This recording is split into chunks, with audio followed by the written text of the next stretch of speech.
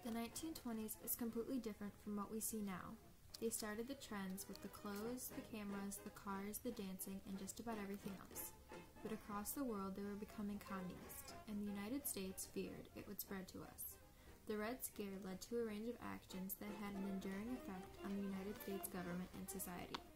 People were analyzed to determine whether they were sufficiently loyal to the government. With that, the government finally gave women the equality they have been fighting for over 100 years, which is the right to vote. They were given this right August 26, 1920. Millions of women exercised this right on Election Day in 1920. Then a year later, on August 5, 1921, the Philadelphia Phillies and the Pittsburgh Pirates made history by being the first teams to have a baseball game aired on TV. Within 2 years of baseball, sound movies were invented. They printed a synchronized soundtrack onto the side of a strip of motion picture film, and it then became a commercial movie. With the evolving technology, Macy's decided to do something that would bring everyone together to kick off the holiday season. So on the morning of November 27, 1924, Macy's had their first ever Thanksgiving Day parade. Then early in 1925, a Sears in Chicago opened its doors. It was an immediate success. Before the year was over, he opened 7 more retail stores. By the end of 1927, he had 27 stores in operation. 1925 is also when the vintage film cameras were made by Kodak.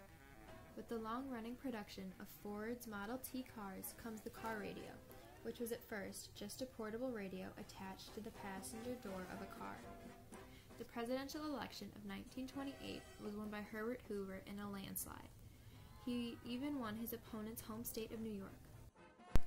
The 1920s ended with a bang with the stock market crash of 1929, also known as Black Tuesday. It was the most devastating stock market crash in the history of the United States. Before the crash, the economic boom and extensive real estate speculation encouraged a wave of new skyscrapers. Because of the pivotal height of the skyscrapers, America became increasingly attractive to other countries. Even though it was attractive, people didn't want to come because it was illegal to consume, produce, and sell alcohol under the 18th Amendment. This was called Prohibition, and it started in the 20s and ended in the 30s. A new modern woman was made in the 20s. They wore short skirts, had bobbed hair, listened to jazz, and flaunted their disdain for what was then considered acceptable behavior. Flappers used the word jazz in a sense of anything exciting or fun.